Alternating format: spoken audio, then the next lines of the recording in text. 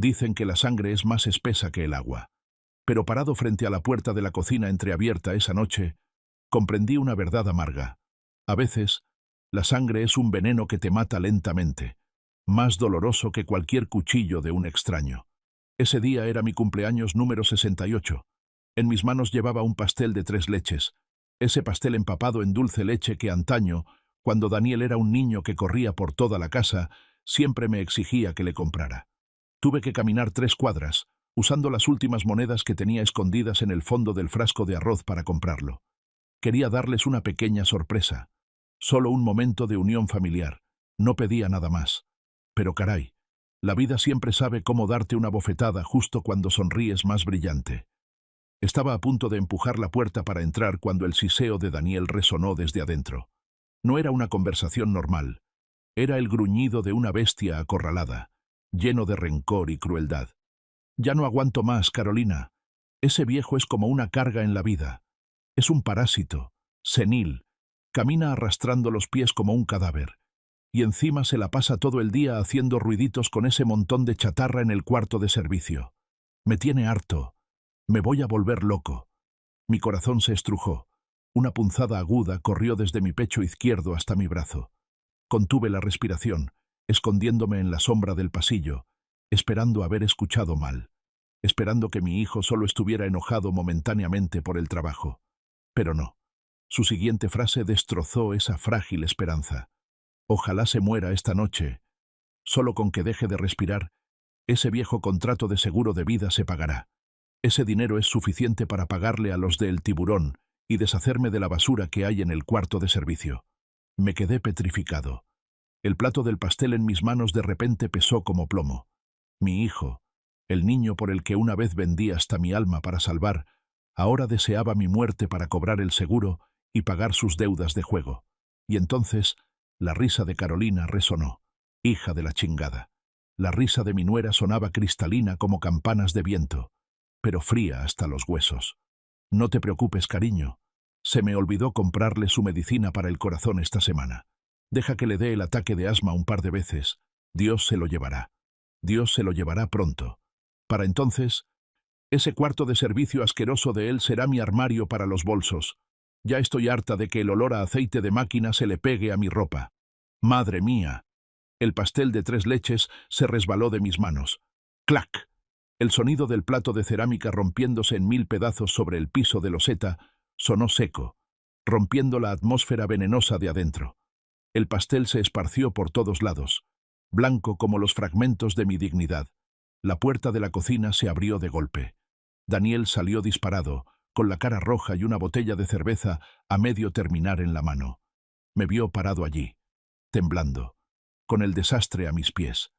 En lugar de un poco de remordimiento, en lugar de ayudarme a levantar o preguntar cómo estaba, sus ojos solo mostraron asco. «¿Qué estás haciendo ahora, papá? No manches. Si ya estás viejo y torpe, quédate sentado en un solo lugar. Y ahora sales con pastelitos. Mira el piso. ¡Qué vergüenza! Es humillante». Me agaché. Mis manos callosas temblaban mientras recogía cada fragmento de cerámica rota.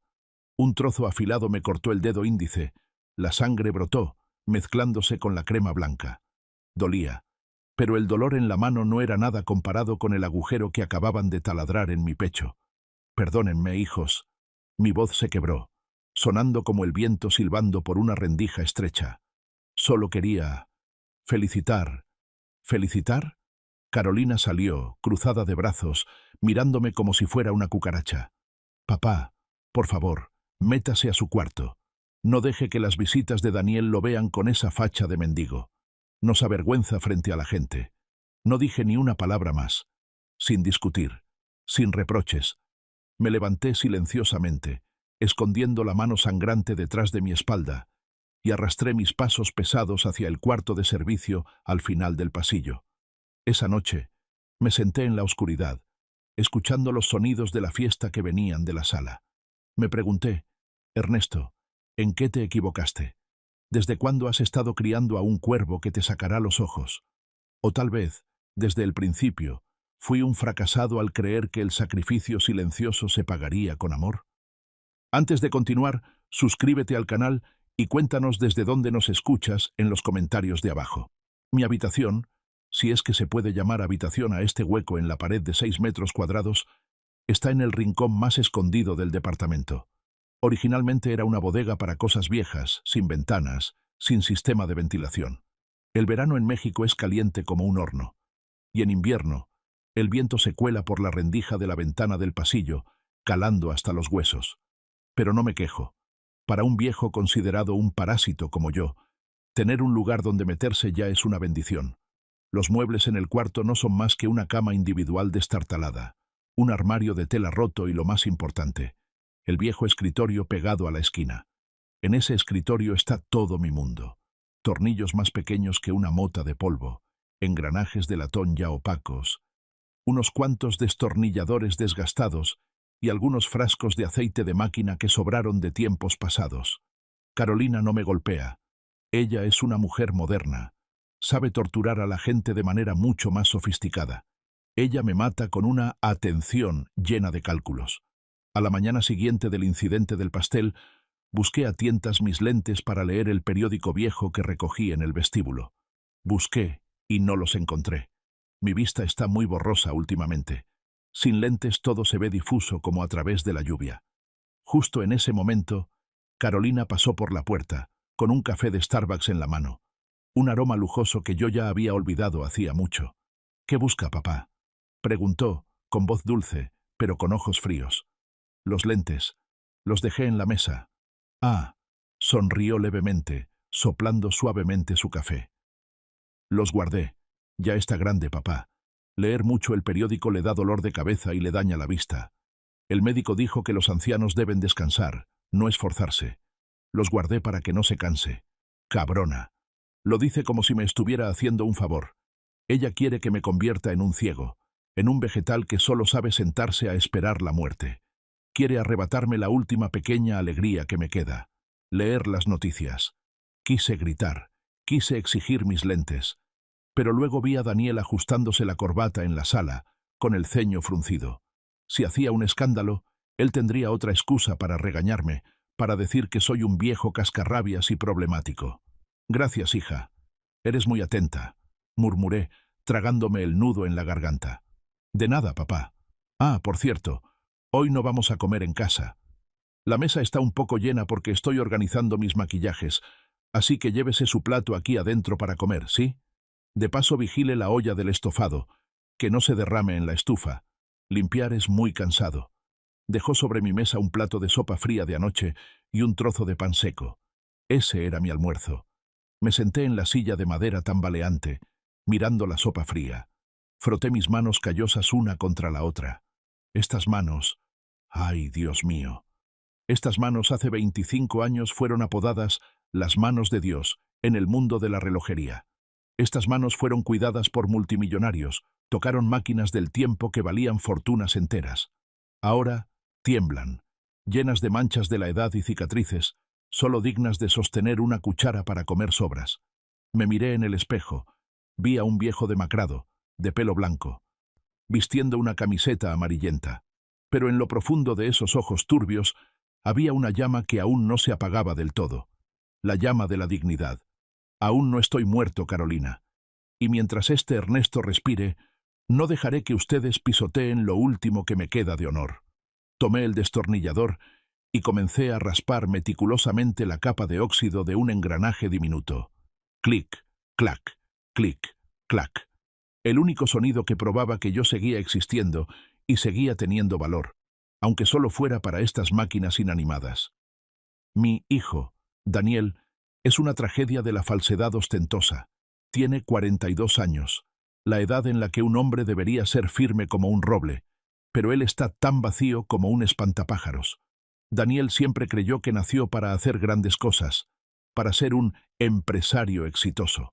Pero en lugar de estudiar bien o trabajar honestamente, eligió el atajo. Renta un coche de lujo pagando mensualidades para apantallar a la gente. Usa trajes brillantes, pero con costuras mal hechas, comprados en el mercado negro. ¿Y su trabajo? Válgame Dios. Vende relojes, pero no relojes de verdad.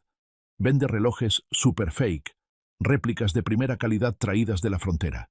Se dedica a estafar a nuevos ricos, a esos que tienen dinero pero no conocimiento, vendiéndoles Rolex y Hublot falsos a precios exorbitantes, mintiendo que son mercancía importada que evadió impuestos.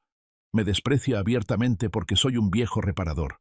¿Tú qué vas a saber de negocios, papá?, suele decir, mientras se pone gel en el pelo. En estos tiempos hay que saber marketing, hay que saber aparentar.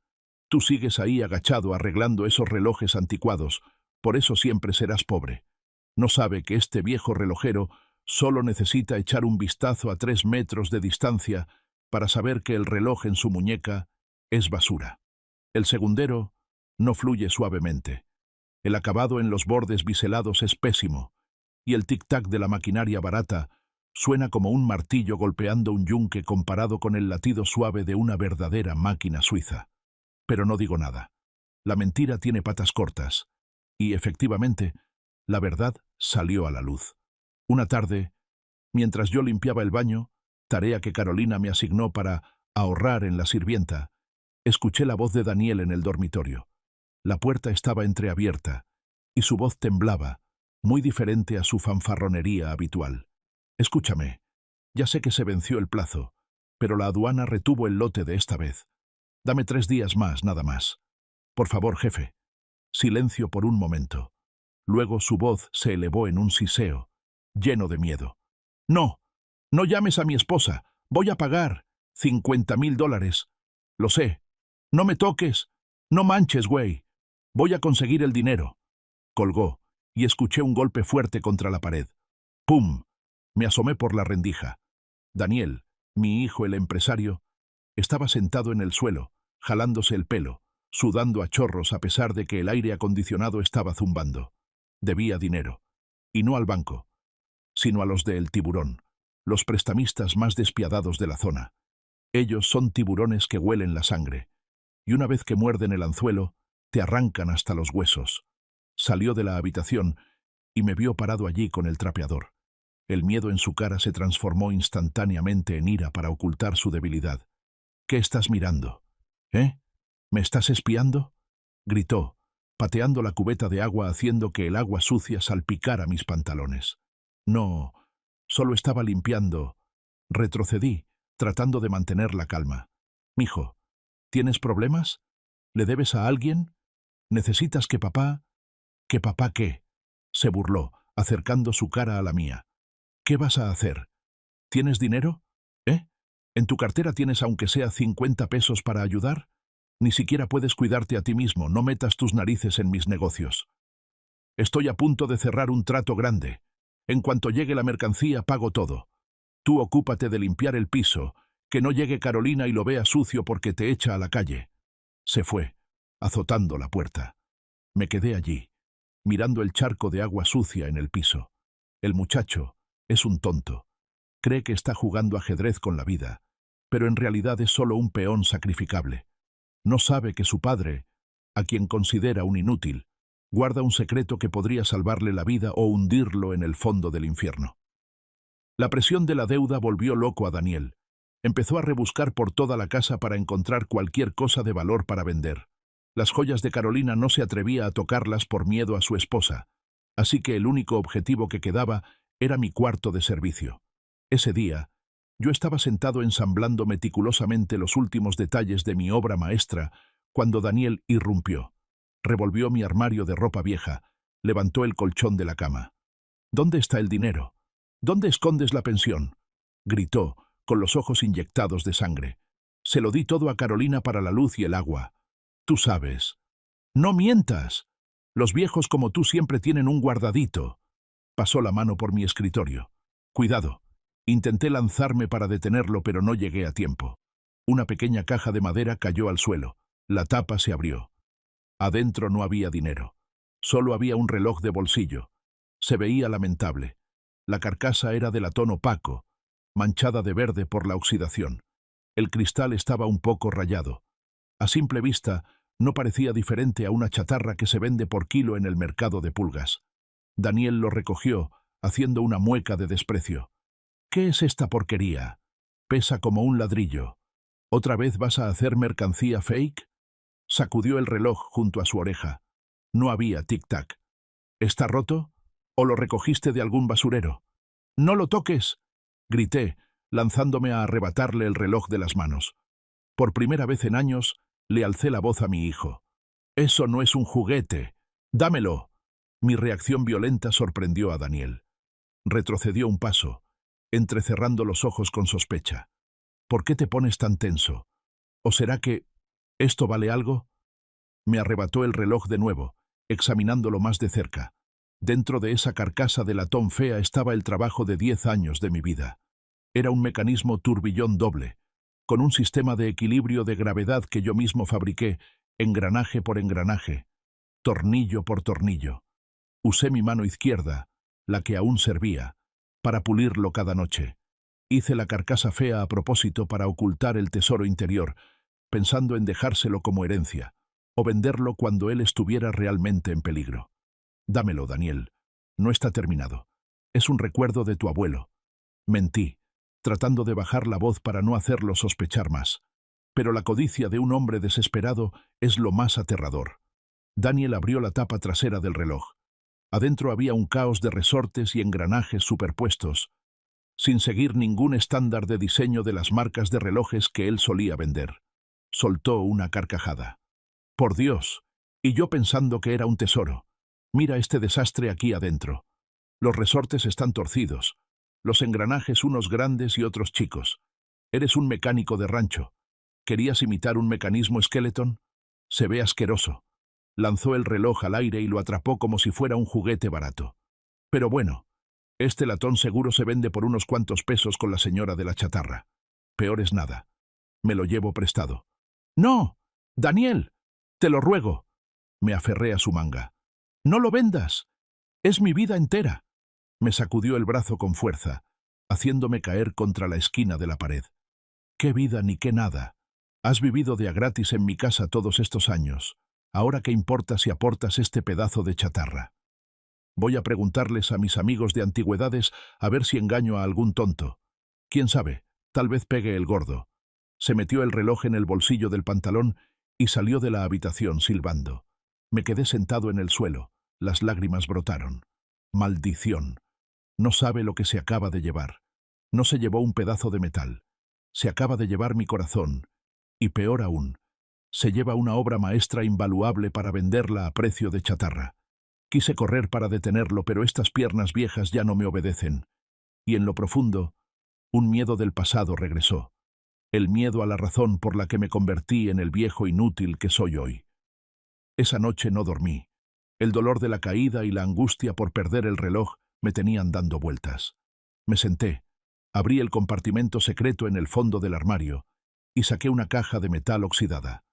Adentro solo había dos cosas: una foto en blanco y negro de mí cuando era joven, parado frente a una lujosa relojería en el centro de la Ciudad de México, y una tarjeta de presentación completamente negra. Acaricié la foto. En esos días, la gente no me llamaba viejo parásito. Me llamaban Maestro Ernesto. Hace 25 años, yo era el mejor relojero de México. Los Patek Philippe, Vacheron Constantin de los políticos y magnates, cuando se descomponían y nadie se atrevía a tocarlos, me buscaban a mí. Mis manos eran tan estables y precisas que podía apilar 5 tornillos sobre la cabeza de un alfiler. Tenía dinero, fama y una familia feliz. Pero entonces llegó la tragedia. Daniel nació con un corazón defectuoso. El doctor dijo que tenía una anomalía congénita en la válvula cardíaca. Necesitaba cirugía urgente en Estados Unidos. Si no, no pasaría de los 5 años. El costo de la cirugía era de $200,000, una cifra astronómica en ese entonces, incluso para un buen relojero como yo. Vendí la tienda, vendí la casa, pedí prestado a todos lados, pero no fue suficiente. Miraba con desesperación a mi hijo agonizando en la incubadora. Y entonces apareció el diablo. Se llamaba Don Vittorio. Era el capo del mundo criminal, el que controlaba el flujo sanguíneo negro de toda la ciudad, pero también era un coleccionista de relojes excéntrico. Me buscó en una noche de tormenta. Me entregó un reloj de pulsera extraño y un maletín con dinero. «En este reloj», dijo don Vittorio con voz ronca oliendo a puro, «hay un mecanismo de detonación microscópico. Está sincronizado con mi ritmo cardíaco. Si mi corazón deja de latir, o si alguien intenta quitárselo incorrectamente, activará una carga explosiva suficiente para volar un edificio. Necesito que repares su cuenta regresiva. Se está desfasando 0.02 segundos. Era una petición demencial, una bomba de tiempo en la muñeca. Quería que interviniera en ese mecanismo mortal sin hacerlo explotar. Te doy $200.000 ahora mismo, y tienes 72 horas para terminar. Si lo arruinas, tú y el hospital donde está tu hijo desaparecerán. No tuve opción. Por la vida de Daniel, acepté. Me encerré en el taller durante 3 días y 3 noches sin dormir, sin comer, sin atreverme siquiera a respirar fuerte. Tuve que usar el microscopio de mayor aumento, con pinzas para esquivar cables detonadores más delgados que una tela de araña. La presión psicológica fue tan terrible que los vasos sanguíneos de mis ojos estallaron, dejándolos rojos. En la hora 71 terminé. El reloj volvió a funcionar perfectamente, pero justo cuando solté las pinzas, sentí un dolor que desgarró mi brazo derecho. Mi nervio cubital se había dañado permanentemente por mantener una postura tensa durante demasiado tiempo y por la presión nerviosa extrema. La mano derecha, mi mano de oro, comenzó a tener espasmos incontrolables. Salvé a mi hijo, pero maté mi carrera. El maestro Ernesto murió esa noche. Don Vittorio recibió el reloj, mirándome con una mezcla de asombro y respeto. Lanzó el maletín con dinero sobre la mesa. «Eres muy bueno, Ernesto». Soy un hombre de palabra. Sacó del bolsillo de su pecho una tarjeta negra, solo con un escorpión en relieve, sin nombre, sin teléfono, solo una serie de códigos secretos. «Este dinero es por tu trabajo, y esta tarjeta es mi respeto. Guárdala. Cuando la necesites, llama a mi línea directa y lee este código. Te concederé un favor, una sola, una única vez, sin importar si es dinero, poder o la vida de alguien. He guardado esa tarjeta durante 25 años, oculta en el fondo del armario. Nunca la usé, ni en los momentos más difíciles y pobres. La consideraba un amuleto, el último legado que le dejaría a Daniel para protegerlo cuando yo muriera. Pero ahora, mirando esa tarjeta negra y fría, sentí un escalofrío. Daniel está en problemas con los de El Tiburón. Mi obra maestra ha sido robada. Tal vez el momento de usar este contrato con el diablo está más cerca de lo que pensaba. Dios nos perdone. Me quedé en casa, con el alma ardiendo, contando cada segundo al compás del viejo reloj de pared. Daniel se había ido hacía 2 horas. Se llevó mi corazón. Se llevó mi obra maestra de 10 años a un lugar donde los valores verdaderos suelen quedar sepultados bajo la apariencia ostentosa. En el centro de la ciudad, Daniel entró a la joyería imperial, la tienda más lujosa, donde hasta la manija de la puerta está chapada en oro brillante. Se ajustó la corbata chueca, tratando de aparentar ser un coleccionista experto, aunque el sudor le empapaba la espalda de los nervios. Podía imaginar la escena claramente, como si estuviera parado junto a él. Se encontró con Ricardo, el joven tasador, famoso por tener la nariz respingada hacia el cielo y una actitud arrogante. Ricardo, con guantes blancos, tomó el reloj de bolsillo de manos de Daniel con desconfianza. «¿Qué es esto?» Ricardo alzó una ceja, volteando una y otra vez la carcasa de latón opaco. «¿De verdad trae esto aquí pareciendo chatarra?» Daniel tragó saliva, tratando de mantener la voz tranquila. «Véalo bien. Es una herencia familiar. Adentro tiene la firma de E.G. ¿E.G.?» Ricardo soltó una risa corta y llena de sarcasmo. «Amigo, E.G. es una leyenda. Sus obras desaparecieron del mercado hace 2 décadas. Y créame, E.G. nunca usaría una carcasa de latón barato y llena de rayones como esta».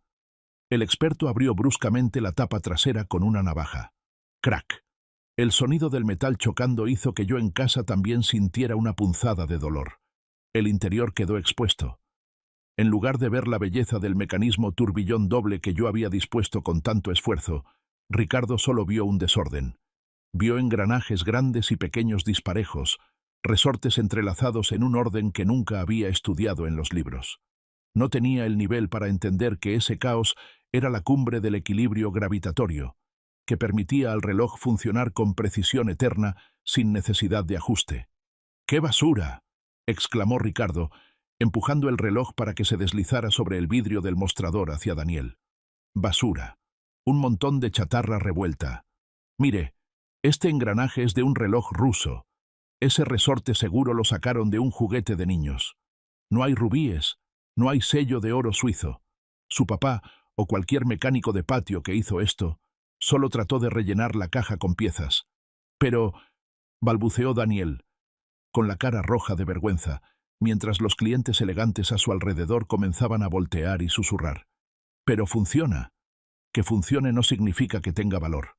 Ricardo se quitó los guantes y los tiró a la basura como para descontaminarse. Amigo, lléveselo de pisapapeles, o véndaselo a la del fierro viejo, tal vez le den 50 pesos por el metal. No traiga basura a la joyería imperial. Ensucia mis vitrinas. Seguridad. Acompañen al caballero. Daniel agarró el reloj y salió cabizbajo de la tienda entre las risitas de los empleados. El sol abrasador de México parecía quemar su cara que ardía de ira. La última esperanza para pagar la deuda de $50.000 se había esfumado. Y peor que la decepción, era la sensación de haber sido engañado. Estaba convencido de que yo, su padre, era un inútil. Un viejo senil y delirante que le había jugado una broma cruel. Apretó el reloj en su mano, clavando las uñas en el latón frío. Se subió al coche y pisó el acelerador a fondo. La furia lo guiaba de regreso a casa. La puerta del departamento se abrió de una patada. ¡Ram! Yo estaba sentado en la orilla de la cama y di un salto. Carolina, que se estaba pintando las uñas en la sala, también gritó del susto. Daniel estaba ahí, despeinado, con los ojos inyectados de sangre. Respiraba agitado como un toro herido. En su mano tenía mi reloj de bolsillo. «Mijo, ¿ya llegaste? ¿Qué dijeron?», pregunté tímidamente, aunque al ver su aspecto ya adivinaba el resultado. ¿Qué dijeron? Se rió con amargura, caminando directo hacia mí. Dijeron que esto es basura. Basura. ¿Escuchaste bien? Basura. Tiró las llaves del coche sobre la mesa. El sonido del metal golpeando fue estridente. Pasé la vergüenza de mi vida llevando esta porquería a la joyería más grande de la ciudad.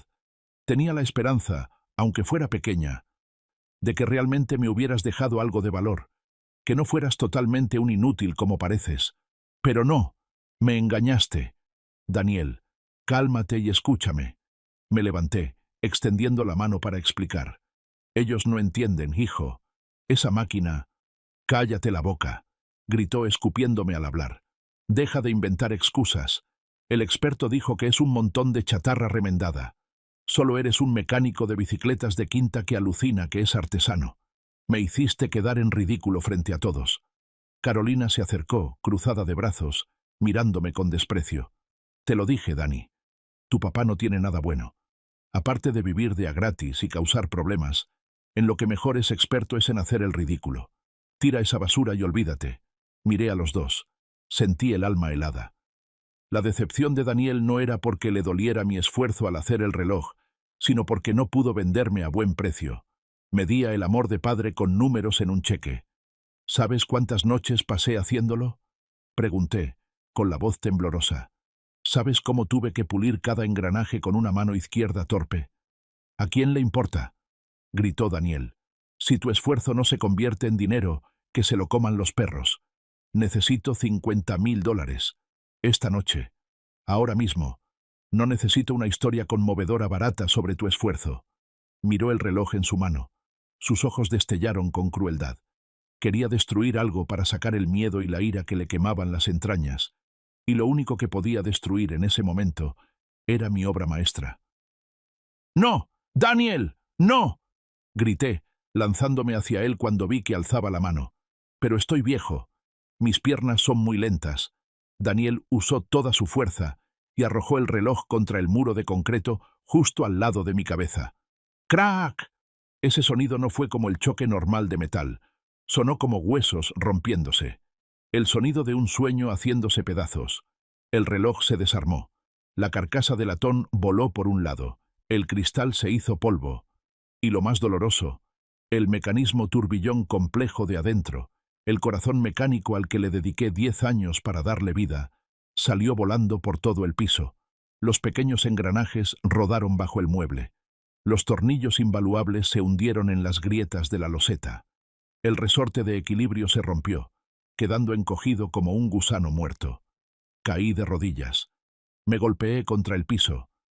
Dolió horrible, pero no sentí nada. Me arrastré por el suelo, mis manos temblorosas recogiendo cada fragmento.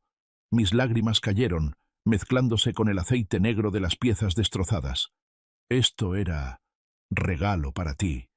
Sollocé, la voz atragantada en mi garganta. Pensaba dártelo, para que tuvieras un capital. ¿Qué capital ni qué nada? Daniel respiraba agitado, señalándome a la cara. Míralo bien. Ese es tu valor. Hecho pedazos. Inútil. Basura. Carolina, recargada en la puerta, pateó un engranaje hacia mí. Límpialo bien. No dejes vidrios que se le puedan clavar a Daniel. Él ya está muy estresado. No des más problemas. Junté los pedazos en la palma de mi mano, apretándolos. Los vidrios afilados me cortaron la piel. La sangre fresca brotó, goteando en el piso. ¿Por qué? Levanté la vista hacia mi hijo. ¿Por qué eres tan cruel? ¿Cruel? Daniel soltó una risa forzada, una sonrisa torcida, de loco.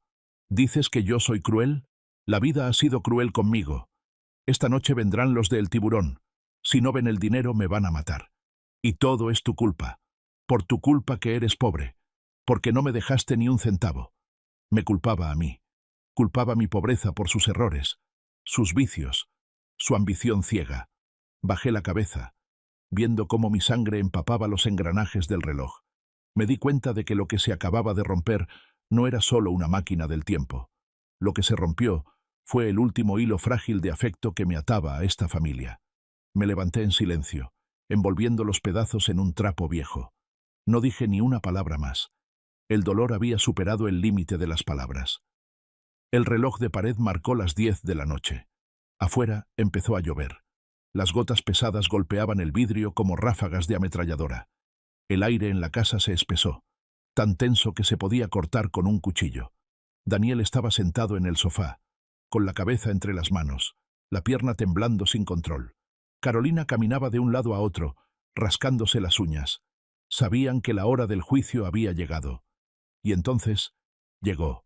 ¡Ram! ¡Ram! ¡Ram! Los golpes en la puerta sonaron como truenos. La puerta de madera delgada vibró como si fuera a salirse de las bisagras. ¡Abran la puerta, cabrones! Una voz grave, apestando a muerte, resonó desde afuera. Daniel dio un salto. Se le fue el color de la cara. Saltó y retrocedió detrás del sofá como un niño asustado de un fantasma. «No abras, no abras», murmuraba, castañeteando los dientes. Pero ellos no esperaron. Otra patada fuerte. ¡Crac! El cerrojo se rompió. La puerta se abrió de par en par. 3 hombres entraron trayendo el frío de la lluvia y un olor fuerte a tabaco. El que iba adelante era enorme como un oso, calvo, con un tatuaje en el cuello de un tiburón mostrando colmillos sangrientos. Era el carnicero, el brazo derecho más efectivo de la banda de El Tiburón, famoso por usar cuchillos para convencer a los deudores. Entró a la sala, sus zapatos llenos de lodo dejando huellas negras en la alfombra blanca de Carolina. Los 2 secuaces se pararon en la puerta, con bates de béisbol en la mano. «Daniel, mi amigo». El carnicero sonrió, mostrando dientes amarillos. «Escuché que te querías escapar de la deuda, ¿eh?» Yo no me escapo», balbuceó Daniel, con las manos arriba rindiéndose. «Solo estoy consiguiendo el dinero. Dame unos días más. Ya va a llegar la mercancía. Se acabó el tiempo, cariño». El carnicero sacó de su cinturón un cuchillo brillante. Afiló suavemente la hoja contra la palma de su mano. El sonido rasposo era espeluznante. «A mi jefe no le gusta esperar. $50.000. O un dedo. Tú eliges». Se acercó. Carolina gritó, encogiéndose en un rincón, cubriéndose la cara con un cojín. «Jefe, perdóneme, se lo suplico». Daniel se arrodilló, llorando a moco tendido. «No me corte la mano. Tengo que trabajar. Juro que pagaré.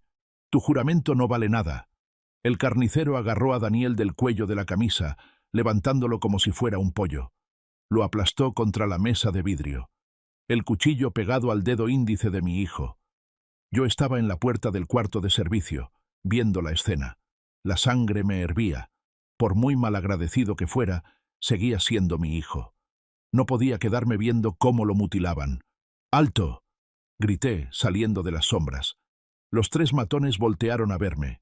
El carnicero entrecerró los ojos. ¿Quién es este? ¿Tu abuelo? Se burló. Avancé, tratando de que no me temblaran las piernas. Suéltalo. Esto no tiene que ver con violencia. Podemos negociar. ¿Negociar?, escupió al suelo. Viejo, ¿con qué derecho negocias? ¿Tienes dinero? No tengo dinero.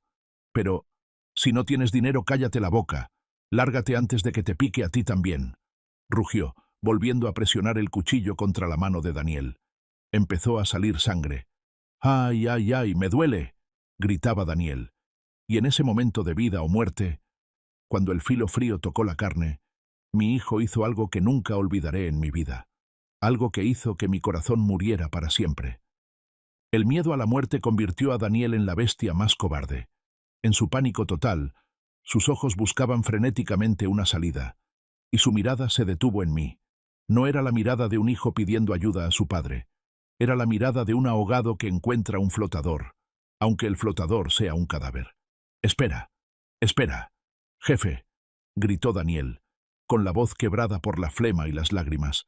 «No me cortes la mano. Llévenselo a él». Usó toda su fuerza.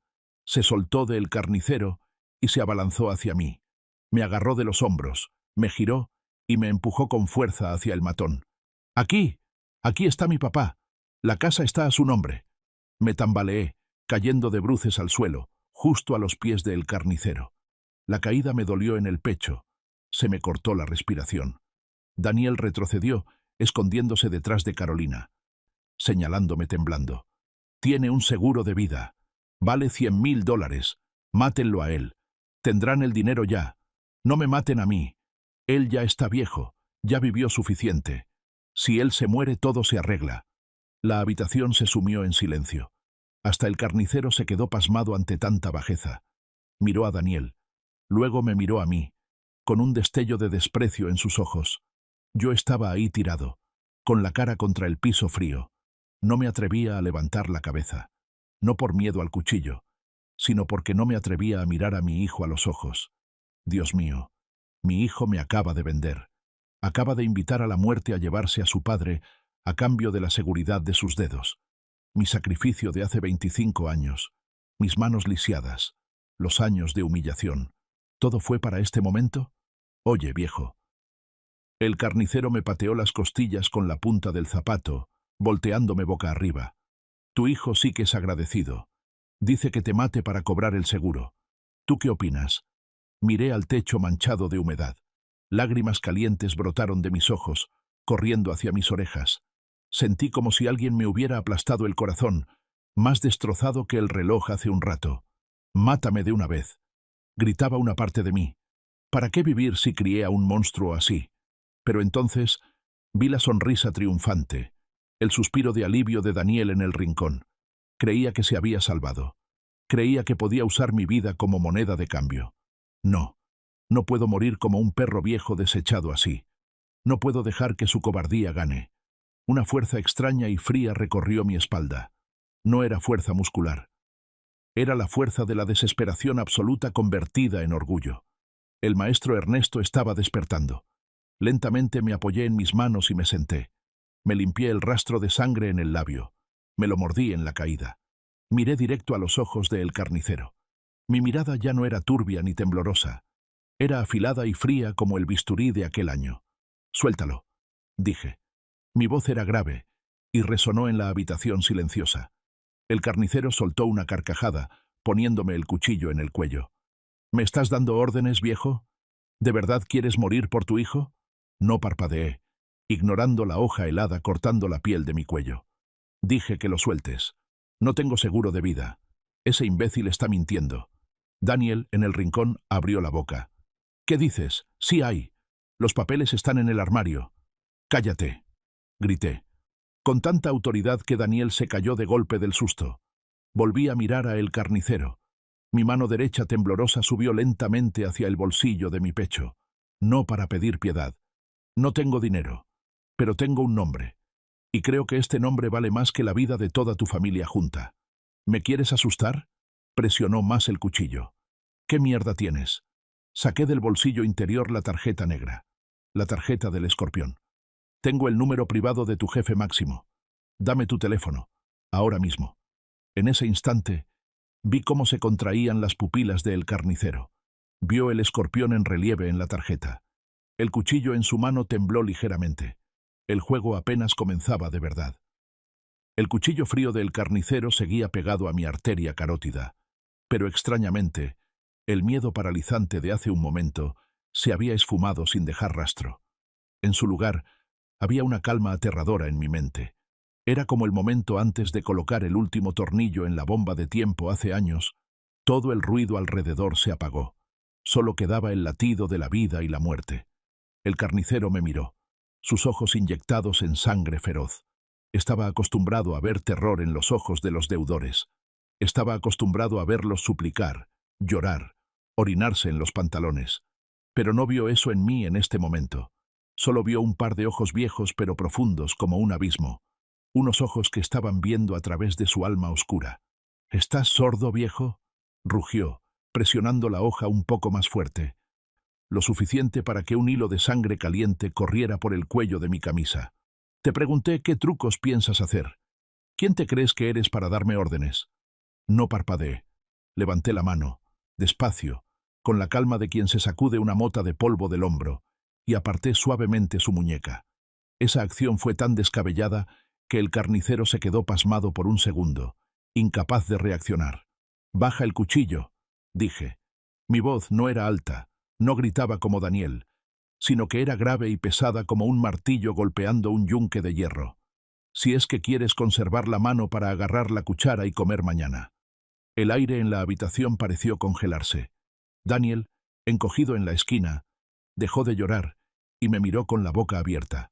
Carolina contuvo la respiración, con la cara pálida. Los secuaces del carnicero se miraron entre sí, desconcertados, sin entender de dónde sacaba este viejo senil unas agallas del tamaño del cielo. El carnicero soltó una carcajada, una risa ronca y salvaje. Retrocedió un paso, girando el cuchillo en su mano con destreza. «No mames. ¿Me estás amenazando? ¿Tú? ¿Un viejo que ya tiene un pie en la tumba? ¿Qué vas a hacer? ¿Pegarme con tu bastón?» Se volvió hacia sus hombres, riéndose a carcajadas. «Miren esto. Este viejo seguro ya está senil. Cree que esto es una película de acción de Hollywood». Todos se echaron a reír. Las risas burlonas resonaron en la pequeña sala. Daniel bajó la cabeza, humillado. Seguro pensaba que me había vuelto loco del miedo. «Papá, cállate. No los provoques más», gimió. «¿Quieres que nos maten a todos?» No volteé a ver a ese hijo cobarde. Mis ojos seguían clavados en el carnicero. «No te estoy amenazando, hijo», dije, con la voz aún pareja y helada. «Solo te estoy advirtiendo. Eres un buen perro de caza, lo reconozco, pero deberías saber quién es tu dueño antes de intentar morder a lo loco». La sonrisa en los labios del carnicero se apagó. Él es un hombre de Lampa que ha sobrevivido años. Su instinto le dijo que algo no andaba bien. Esa calma extraña mía no era la de un viejo normal. Emanaba la autoridad de alguien que había estado en una posición muy alta, o que había caminado por el infierno y regresado. «¿Qué estupideces estás diciendo?», gruñó, acercándose y agarrándome del cuello de la camisa para levantarme. «¿Sabes quién es mi patrón como para abrir la boca?» «Lo sé», respondí, mirando directo a sus pupilas dilatadas. «Y sé que le tienes mucho miedo. Más miedo que a la muerte». Se detuvo en seco. «¿Tienes los $50.000?» Volvió a preguntar lo mismo, pero su voz ya era menos agresiva, reemplazada por la duda.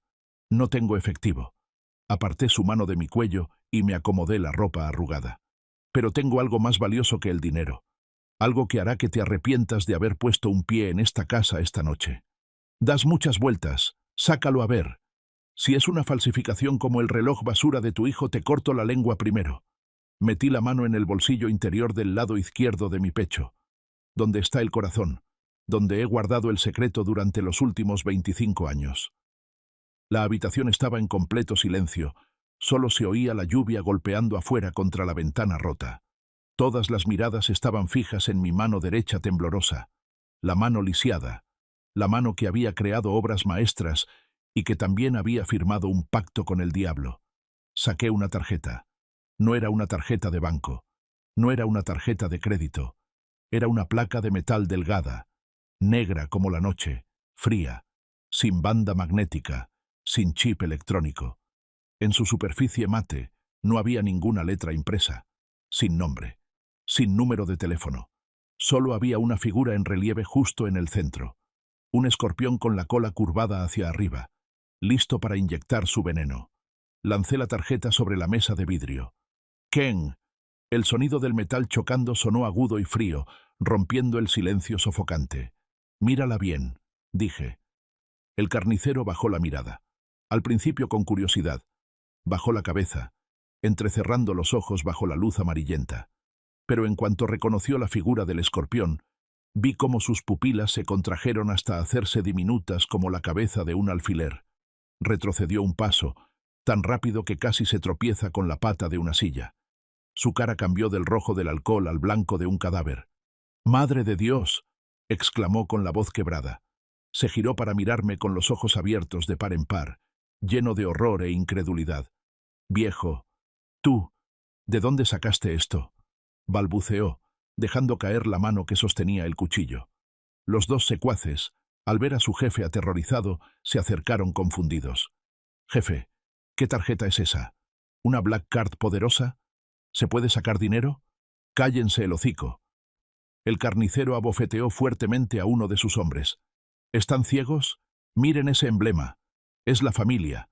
Es el sello personal del patrón. La familia. En el mundo criminal de México, ese nombre no necesita decirse para hacer que la gente tiemble. Y el símbolo del escorpión negro es la sentencia de muerte. Solo las personas más cercanas, los mayores benefactores o los mejores sicarios del padrino don Vittorio pueden poseerla. Es un salvoconducto de vida, pero también es la orden de castigo más alta. Quien se atreva a ofender al portador de la tarjeta será borrado de la faz de la tierra, sin dejar rastro. «¿Te la robaste, verdad?», siseó el carnicero. El sudor frío empezaba a perlarse en su frente. «Eres un viejo pobre y miserable. ¿Cómo vas a tener algo así? ¿A quién se la robaste? Habla ya. Si no te mato aquí mismo por impostor». Tenía miedo. Estaba tratando de encontrar una razón lógica para negar la verdad que tenía frente a sus ojos. Porque si esta tarjeta era real, y yo era su verdadero dueño, entonces su vida esta noche no valía nada. Sonreí levemente, una sonrisa llena de cansancio. ¿Robar? ¿Cómo un viejo senil, lento y medio ciego como yo podría robar un objeto personal del padrino don Vittorio? ¿Crees que los guardaespaldas del señor son espantapájaros? Avancé y tomé el iPhone de última generación que estaba en la mano del carnicero. Se quedó parado como estatua, sin atreverse a detenerme, ni a arrebatármelo. «Si dudas, déjame demostrártelo», dije, deslizando mi pulgar viejo sobre la pantalla táctil. «Desbloquéalo». El carnicero ingresó la contraseña temblando. Obedeció mi orden como una máquina. Ya no era el carnicero agresivo de hace un rato, solo era un peón negro parado frente al tablero de ajedrez de los reyes. Daniel y Carolina se escondían en la esquina, con los ojos como platos. No entendían qué estaba pasando. No sabían qué era esa tarjeta, pero veían el miedo absoluto de los pandilleros. «Papá», susurró Daniel, «¿qué estás haciendo?». No respondí. Marqué en el teclado numérico. Esa serie de números nunca la guardé en la agenda, ni la escribí en papel. Estaba grabada en mi corteza cerebral durante los últimos 25 años, como una cicatriz que nunca sana. 9 dígitos. Cada número era un latido del pasado. Presioné el botón de llamar y puse el altavoz. «Tut, tut». El tono de llamada sonó constante, seco, en medio de la habitación silenciosa. Cada tono era como un martillazo en el pecho de todos los presentes. El carnicero tragó saliva ruidosamente. Conocía ese número. Era la línea roja de emergencia, el número que solo los líderes de más alto rango de la organización conocían. El número que iba directo a la oficina privada de don Vittorio, donde ninguna secretaria ni asistente tenía permiso de contestar. Si alguien contestaba al otro lado, el destino de todos nosotros quedaría sellado. Tut. Tercer tono. Nadie contestaba aún. Daniel empezó a moverse inquieto. «¿Papá está llamando a la policía?». «No, nos van a matar». ¡Cierra la boca!, gritó el carnicero en voz baja, con los ojos pegados al teléfono en mi mano. De repente, el tono se cortó. Habían descolgado. No hubo un aló, no hubo saludo social. Solo se escuchaba una respiración pesada, ronca, el sonido de unos pulmones que han inhalado demasiado humo de puro y polvo del mundo durante décadas. Un silencio sofocante lo envolvió todo. La persona al otro lado estaba esperando. Y la de este lado también. Respiré profundo, reuniendo toda la calma que me quedaba del relojero de antaño. Tenía que decir el código correcto. Si me equivocaba en una palabra, el carnicero sabría que soy un impostor y mi cabeza rodaría por el suelo al instante. El segundero se detuvo en el 12, dije, con voz clara, articulando cada palabra. El engranaje número 4 está atascado. Esa fue la frase con la que le informé a don Vittorio en esa noche fatídica hace 25 años, cuando logré desactivar el detonador del reloj mortal. Era nuestro código secreto. Al otro lado de la línea hubo silencio por 3 segundos más, 3 segundos largos como 3 siglos. Luego, una voz resonó. Una voz vieja, rasposa, que sonaba como piedras moliéndose en el fondo de un abismo.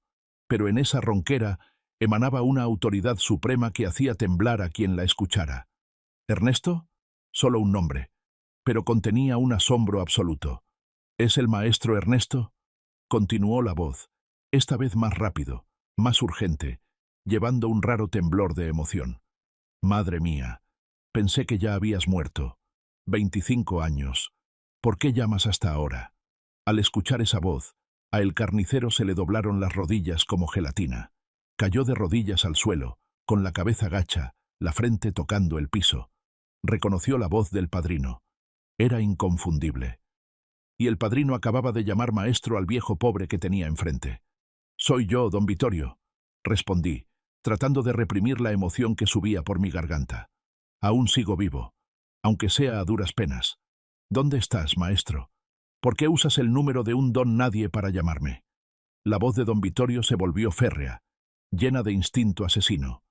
«¿Hay alguien molestándote? Dímelo. Haré que lo desuellen vivo ahora mismo». Miré de reojo a el carnicero. Estaba temblando como perro mojado. Juntó las manos suplicándome frenéticamente, moviendo la boca sin emitir sonido. «Perdóneme la vida. Perdóneme la vida». Miré a Daniel. Mi hijo seguía con la boca abierta, los ojos desorbitados como si se le fueran a salir de las cuencas. Me miraba como si me hubiera salido una segunda cabeza.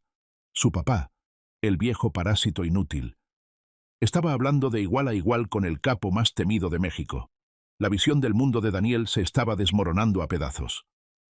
«Nadie me está molestando, señor», mentí, con los ojos fijos en el carnicero arrodillado a mis pies. «Solo es que tengo un pequeño problema financiero». Y recordé la promesa de aquellos años. La promesa. La voz de don Vittorio bajó de tono, con un aire de nostalgia. «Nunca la he olvidado. Aún llevo puesto el reloj que reparaste. Sigue marcando cada segundo con precisión, así como mi vida se debe a ti. Ese favor sigue intacto, Ernesto». Al escuchar esto, el carnicero empezó a sudar a chorros. Entendió que acababa de meterse con un personaje al que incluso su propio jefe le debía la vida. Acababa de ponerle un cuchillo en el cuello al benefactor del padrino. La sentencia de muerte colgaba sobre su cabeza. «¿Qué quieres, maestro?», preguntó don Vittorio, con voz generosa y llena de poder. «¿Quieres dinero? Puedo transferirte 10 millones de dólares ahora mismo a una cuenta en Suiza. ¿O quieres poder? Puedo entregarte el control de toda la zona sur. ¿O es que alguien te ofendió?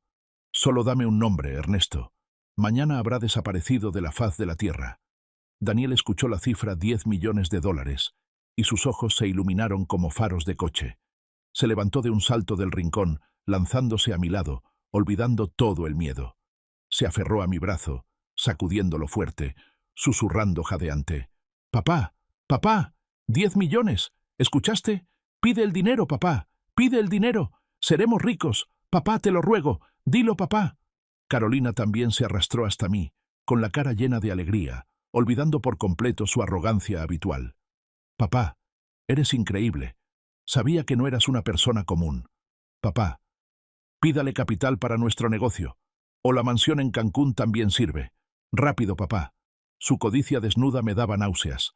Hace un minuto me empujaban a la muerte para salvar sus dedos.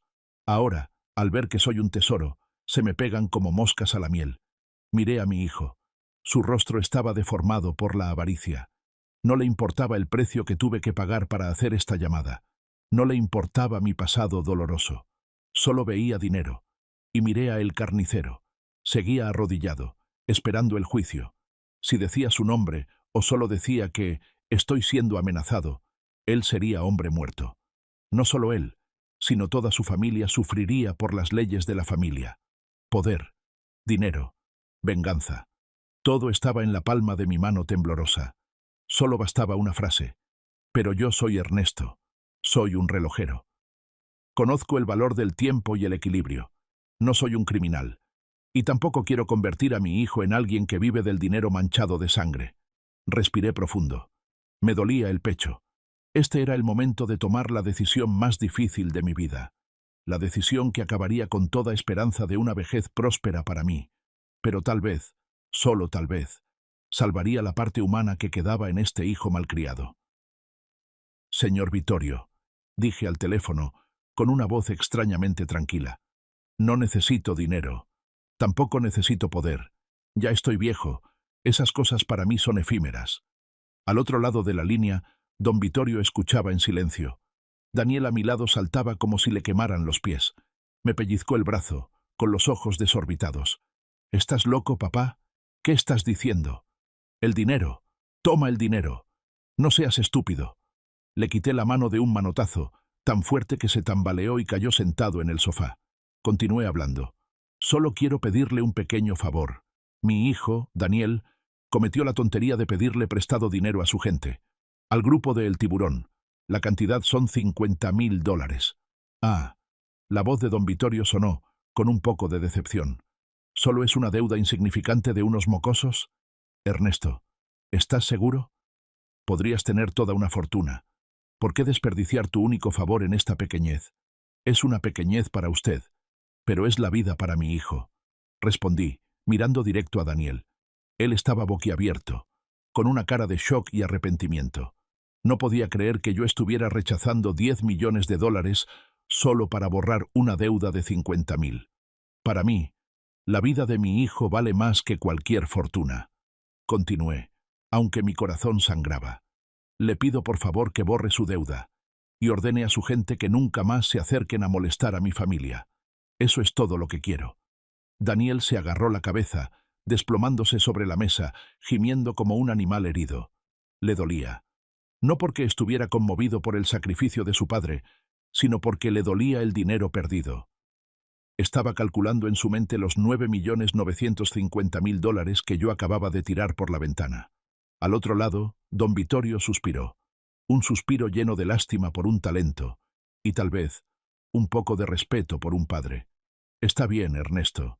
Si esa es tu voluntad, lo concedo. La deuda queda borrada. De ahora en adelante, nadie en mi organización tiene permiso de tocarle un pelo a tu hijo. Considera pagada la deuda debida de aquel año. Gracias, señor, dije, sintiendo que me quitaban un peso de 1000 kilos de encima, pero al mismo tiempo un vacío inmenso me invadió el alma. Pásame al cabecilla que está ahí, ordenó don Vittorio. Le pasé el teléfono a el carnicero. Lo tomó con las 2 manos, temblando al ponérselo en la oreja. Sí, señor patrón. Sí, soy carnicero. Sí. No escuché bien lo que don Vittorio decía del otro lado, pero vi cómo la cara del carnicero cambiaba de color constantemente. Asentía frenéticamente. El sudor le corría por el cuello. Sí, entendido. Entiendo perfectamente. Lo juro. Sí. Gracias, patrón, por perdonarme la vida. Colgó y me devolvió el teléfono con ambas manos, inclinando la cabeza tan bajo que casi tocaba el suelo. Señor Ernesto, señor don Ernesto, balbuceó. Yo de verdad no sabía que usted era el benefactor del patrón. Merezco morir 1000 veces. Le pido su perdón. La deuda del joven Daniel ha sido borrada por completo. Desde hoy juramos no volver a atrevernos a poner un pie aquí nunca más. Lárgate, dije en voz baja. Sí, sí, ya nos largamos. Se giró y pateó el trasero de sus 2 hombres que estaban parados como tontos. Vámonos. ¡Corran! Los tres matones agarraron sus armas y corrieron desesperados hacia la puerta como si los persiguiera el diablo, dejando la sala desordenada y un silencio mortal. Daniel y Carolina seguían sentados ahí, atónitos. El peligro había pasado. La deuda se había ido. Habían sido salvados. Pero en lugar de alegrarse, Daniel levantó la vista para mirarme con una mirada de reproche absoluto. «Papá», susurró, «¿qué acabas de hacer? ¿Acabas de rechazar 10 millones de dólares? ¿Estás loco? ¿Sabes lo que ese dinero podía hacer? Podríamos vivir como reyes. ¿Por qué fuiste tan estúpido?» Lo miré, con el corazón completamente frío. Acababa de usar el billete de lotería ganador de mi vida para salvarle el pellejo. Y lo que recibo a cambio es la palabra estúpido. No soy estúpido, Daniel. Guardé la tarjeta negra, que ahora ya no valía nada, en mi bolsillo. Solo acabo de pagar la última deuda contigo. Tu vida la he comprado por segunda vez. La primera fue hace 25 años con estas manos. Y esta vez fue con toda mi fortuna. Di media vuelta, caminando despacio hacia mi cuarto de servicio para recoger mis cosas. No había nada más que decir. La función había terminado. Y yo, el actor principal a mi pesar, ya estaba demasiado cansado. La puerta de madera con el cerrojo roto se cerró tras los tres matones, dejando un vacío de silencio espeluznante. La tormenta llamada el tiburón había pasado, pero otra tormenta, más asquerosa, se estaba formando justo en esta sala desordenada. Daniel y Carolina seguían sentados en el suelo. Se miraron, y luego me miraron a mí. En sus ojos, el miedo de hace un rato se había evaporado sin dejar rastro. En su lugar, vi encenderse una luz macabra. Era la luz de la codicia. Un segundo antes, eran ratas de alcantarilla temblando ante las garras del gato.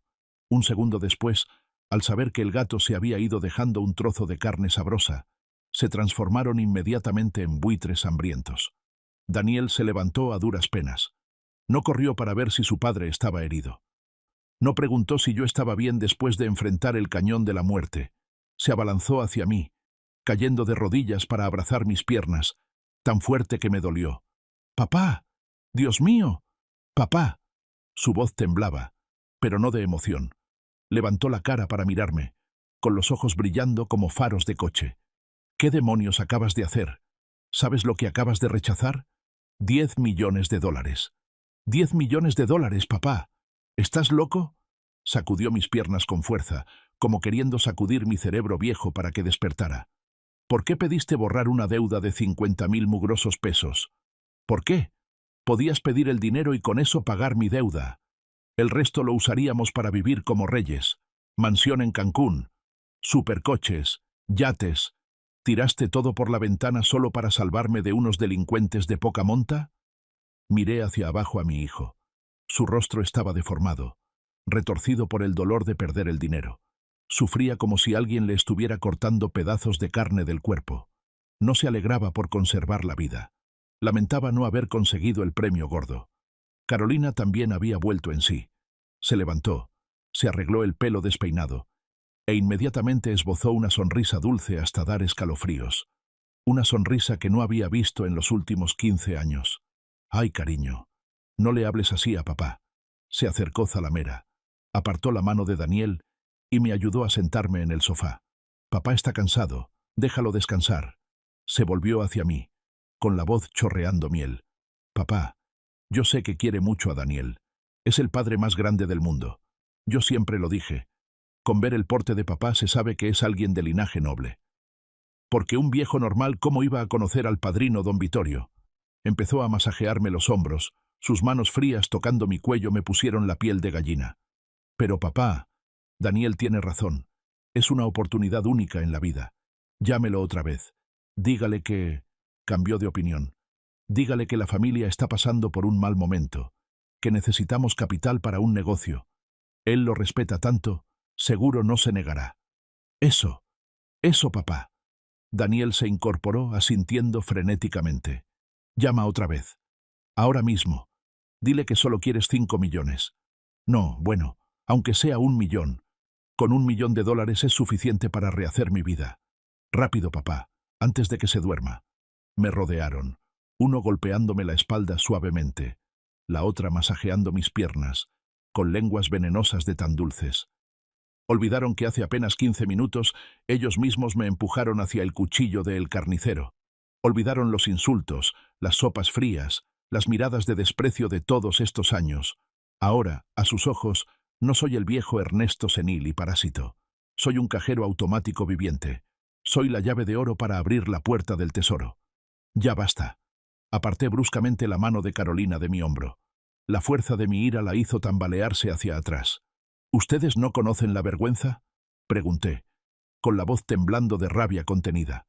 Acaban de vender mi vida. Me usaron de escudo humano. ¿Y ahora tienen la cara para pedirme dinero? Papá, lo de hace rato fue... La situación nos obligó, balbuceó Daniel, con todo el descaro del mundo. Estaba en pánico. No fue a propósito. Pero papá, el dinero es otra cosa. ¿Para qué tanto orgullo si vamos a sufrir? Con dinero se tiene todo, papá. ¿Con dinero se tiene todo? Me reí, una risa amarga desde el fondo de mi garganta. Tienes razón, Daniel. Pero olvidas una cosa. Yo no tengo dinero. Solo tenía un favor. Y ya lo usé. Si ya lo usó, pida más. Intervino Carolina, con la voz volviéndose chillona de nuevo. Usted es su salvador. ¿Qué pasa si pide una vez más? No sea egoísta. Usted ya está viejo, no necesita dinero, pero nosotros somos jóvenes, tenemos futuro. ¿Tiene corazón para ver a sus hijos sufrir? ¿Sufrir? Miré alrededor del departamento lleno de comodidades. Miré la ropa de marca que llevaban puesta. ¿En qué sufren ustedes? Solo sufren por su propia codicia sin fondo. Me levanté, sintiendo asco del aire en esta habitación. Necesitaba terminar con esto. De una vez y para siempre. Caminé lentamente hacia la esquina de la habitación, donde los fragmentos del reloj de bolsillo aún yacían esparcidos sobre el piso frío. La luz amarillenta brillaba sobre ellos, haciendo que los engranajes de latón destellaran como lágrimas secas. Daniel y Carolina no se rendían. Me seguían, parloteando en mi oído sobre planes para hacerse ricos, sobre cifras millonarias ilusorias. Me agaché y recogí un puente del mecanismo partido en dos. Esta era la parte más difícil de hacer. Tardé 3 meses solo en limarla para que encajara con el eje de equilibrio. Miren esto, hijos. Levanté el pequeño trozo de metal frente a Daniel. ¿Qué? ¿Esa basura? Daniel se molestó. Papá, deja ya tus locuras de viejo. Te estoy hablando de 10 millones de dólares y tú sales con este montón de chatarra. Este montón de chatarra, dije, con voz tranquila pero firme, vale 500.000 dólares americanos. La habitación se quedó en silencio de golpe. Daniel me miró con los ojos desorbitados. Carolina soltó una carcajada estrepitosa, una risa chillona llena de burla. Papá, ya le dio el delirio otra vez. ¿500.000 dólares? ¿Por este pedazo de fierro viejo? Papá, despierte. El tipo experto de la joyería ya dijo que es basura. Dijo que es basura porque es un imbécil. Repliqué, con una mirada tan fría que apagó la sonrisa de Carolina. Él solo vio la carcasa de latón fea por fuera. No tiene el nivel para entender el núcleo de adentro. Señalé el montón de resortes y engranajes en el suelo. Este es un mecanismo turbillón de triple eje perpetuo. Un diseño único que dibujé hace 30 años pero nunca había podido realizar. Durante 10 años, usé mi mano izquierda para fabricarlo. Un coleccionista suizo, el señor Hans, me ha estado persiguiendo durante 5 años para comprar los derechos del diseño y este prototipo. Me ofreció $500.000 en cuanto lo terminara. Al escuchar esto, la cara de Daniel empezó a cambiar de color. Miró al suelo, luego a mí, y luego otra vez al suelo. ¿Medio millón? Tartamudeó. ¿Es verdad? Verdad. Asentí. Hice la carcasa fea a propósito para engañar a la gente, para mantenerlo seguro hasta que realmente lo necesitaras. Pensaba regalártelo en tu cumpleaños este año, para que lo vendieras, pagaras tus deudas y tuvieras capital para un negocio decente. Miré directo a los ojos de Daniel, viendo cómo sus pupilas se dilataban de horror. ¿Pero qué hiciste? Lo despreciaste por barato. Lo llevaste para cambiarlo por humillación, y con tus propias manos lo destrozaste. Daniel cayó de rodillas. Sus manos temblorosas recogieron un engranaje torcido. No, no puede ser, gimió. Mientes para castigarme, ¿verdad? Saqué del bolsillo del pantalón un papel doblado en 4, ya arrugado. Era la carta de intención de compra del señor Hans, con el sello rojo de la Asociación de Relojería de Ginebra. La tiré frente a Daniel.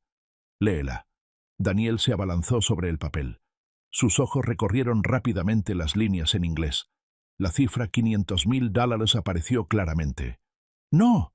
¡No, Dios mío!, gritó un lamento desgarrador, abrazando su cabeza y cayendo al suelo. Acababa de destrozar $500,000, con sus propias manos. En su ataque de ira ciega, había lanzado toda su fortuna contra la pared. Carolina se quedó petrificada, sin una gota de sangre en la cara. Miraba los pedazos rotos en el suelo como si viera su propio cadáver.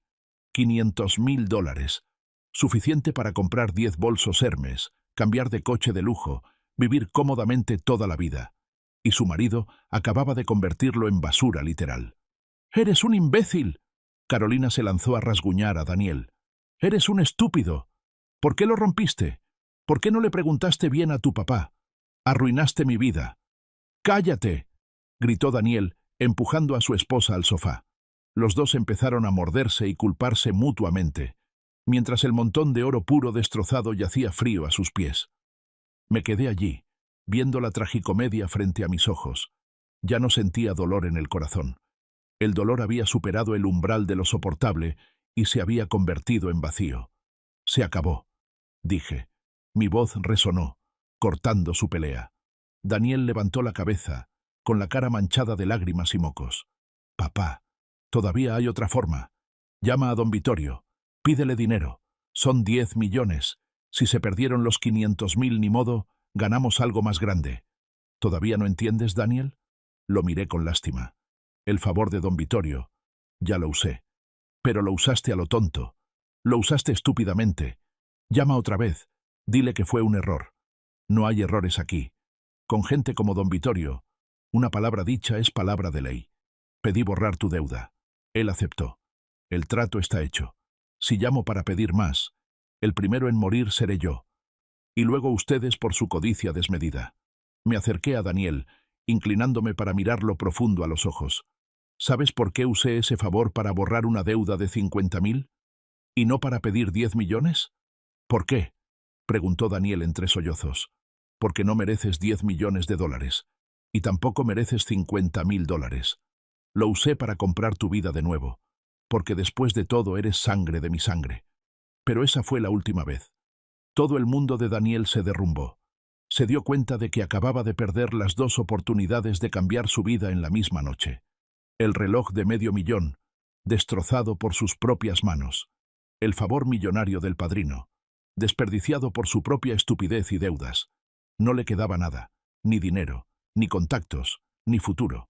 Y lo más importante, acababa de darse cuenta de que el padre al que despreció y humilló durante años, en realidad era el único que tenía la llave de todos esos tesoros. Y él mismo había tirado esa llave. «Papá». Daniel se arrastró hacia mí, abrazando mis piernas de nuevo, pero esta vez ya no había agresividad, solo una desesperación débil. «Papá, no me dejes. Me equivoqué. Perdóname. Papá, vuelve a hacer el reloj. Tú puedes hacerlo de nuevo». «¿Hacerlo de nuevo?». Levanté mi mano derecha, la mano temblorosa, con los dedos engarrotados. «Mira esta mano, Daniel. Hace 25 años la sacrifiqué para salvar tu vida por primera vez. Hoy, usé lo último que me quedaba de honor para salvarte por segunda vez. No me quedan fuerzas para hacer nada más». Le quité las manos de mis piernas. «Estoy viejo. Estoy cansado». Di media vuelta, caminando despacio hacia el cuarto de servicio, la habitación pequeña y sofocante que me había aprisionado durante los últimos 15 años. Saqué de debajo de la cama la maleta de cuero vieja y gastada, la maleta que traje conmigo cuando pisé esta casa con la esperanza de una vejez tranquila junto a mis hijos y nietos. Ahora la uso para irme. Metí un par de cambios de ropa vieja, la foto en blanco y negro de mi esposa y una pequeña caja de herramientas. Los únicos amigos fieles que nunca me traicionaron. No me llevé nada más. No tomé nada que el dinero de Daniel o Carolina hubiera comprado. Cuando salí a la sala, los dos seguían ahí sentados, como 2 estatuas de cera derritiéndose bajo la luz. Carolina lloriqueaba por el dinero perdido. Daniel estaba sentado inexpresivo, mirando a la nada. Puse las llaves de la casa sobre la mesa. Clic. Esta casa, dije, la dejo a tu nombre. No la voy a vender, ni los voy a echar a la calle. No soy tan cruel como ustedes. Los ojos de Daniel brillaron con un rayo de esperanza frágil. Pero, continué, no canten victoria. La casa es lo único que queda. Yo ya no estaré aquí para pagar la luz, el agua, las reparaciones, ni para limpiar su basura.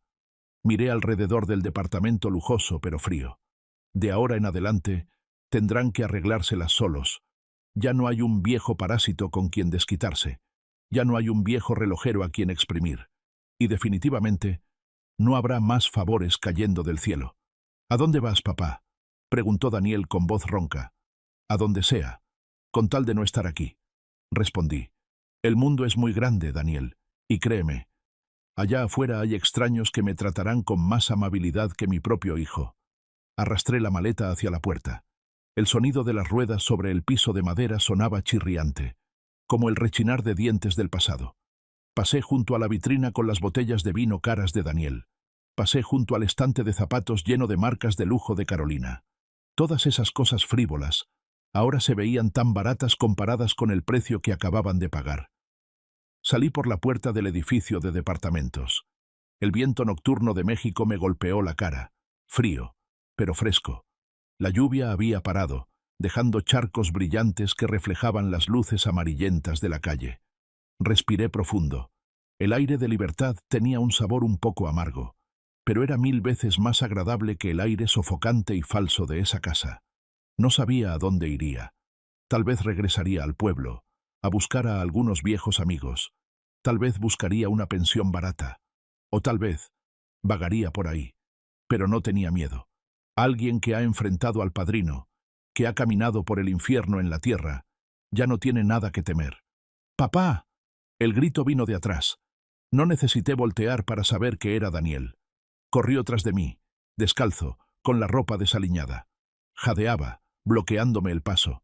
Me detuve y lo miré. ¿Qué esperaba? ¿Una disculpa sincera? ¿Un abrazo de arrepentimiento? No. Daniel me agarró la mano. Sus ojos se movían nerviosos. Papá, espera, antes de que te vayas. Tragó saliva, con una cara llena de cálculo cobarde. Dame el número de teléfono de don Vittorio. Al menos tienes que dejarme ese número. ¿Quién sabe si después él cambia de opinión? ¿Quién sabe si puedo contactarlo yo mismo para pedir trabajo? Si ya te vas, déjame ese número. No seas egoísta. Lo miré. Y por última vez, mi corazón se congeló por completo. No corrió para detenerme. Corrió para exigir el último resto de poder que creía que yo aún tenía. Seguía siendo él. No cambió. Y nunca cambiará.